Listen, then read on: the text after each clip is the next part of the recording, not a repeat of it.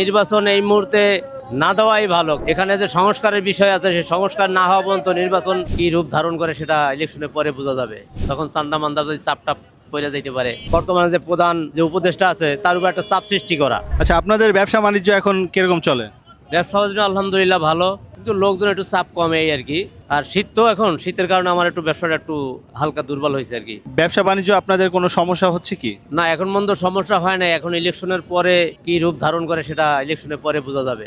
তখন চান্দা মান্দা যদি চাপটাপ পড়ে যাইতে পারে, এদিক থেকে সরকার যদি আমাদের কি পুরো জনগোষ্ঠীর জন্য যদি সে এটা ফলো আপ করে, তাহলে হয়তো দেশের জন্য ভালো, জনগণের জন্য ভালো। এখন যে দেশের পরিস্থিতি, এখন কি নির্বাচনটা কি পিছানো উচিত? তা আসলে সত্যি কথা বলতে কি, নির্বাচন এই মুহূর্তে না দেওয়াই ভালো। কারণ নির্বাচন তো চাচ্ছে যার যার স্বার্থ হাসিল করার জন্য। এখানে জনগণের কোনো স্বার্থ তারা দেখতেছে না, তারা গদি নিয়ে টানাটানি করতেছে। এখানে যে সংস্কারের বিষয় আছে, সেই সংস্কার না হওয়া পর্যন্ত নির্বাচন হওয়াটা আমি মনে করি যেটা জরুরি না।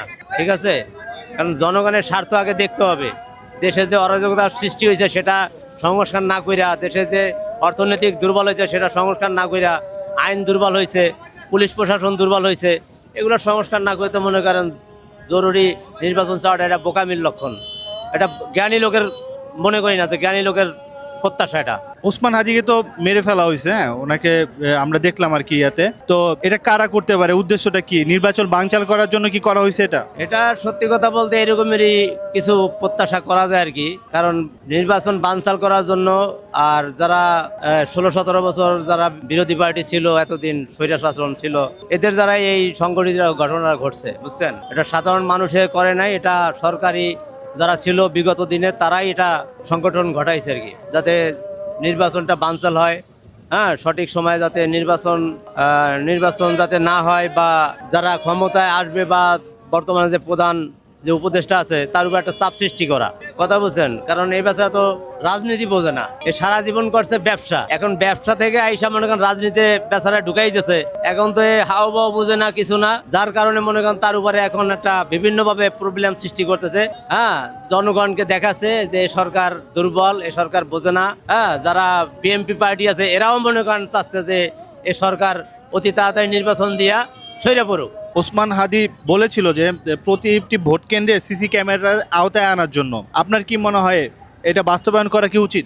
সিসি ক্যামেরা দিয়া ভোট নিয়ন্ত্রণ করা আমার মনে হয় এই দেশে সম্ভব না। কারণ এদেশের আমিই খারাপ, তা যেখানে আমি খারাপ সেখানে আপনি সিসি ক্যামেরা দিয়ে কিভাবে ভোট নিয়ন্ত্রণ করবেন? এদেশের জনগণ ভালো না, এদেশের জনগণের স্বার্থ যেদিকে আছে সেদিকেই দাব দেয়। 100 টাকা দিলে আমি দৌড় দেবো, সে যে দলই হোক। তাই এই জনগণের যদি মাইন্ড থাকে, তাই সে দেশের জনগণকে কোনো সরকারি নিয়ন্ত্রণে রাখতে পারবে না। আর সে দেশের কোনো আইন কইরাও মনে করেন কার্য সিদ্ধি করা সম্ভব হবে না। তবে প্রশাসনকে আরো শক্তিশালী হতে হবে, আইন মন্ত্রণালয় আরো শক্তিশালী হতে হবে। আর যারা যেসব পজিশনে আছে দেশের, এদেরকে নিয়ন্ত্রণ করতে হবে। এদের এখানে সিসি ক্যামেরা লাগাইতে হবে, এদের পিছনে লোক লাগাইতে হবে, যারা দেশের জন্য কি করতেছে।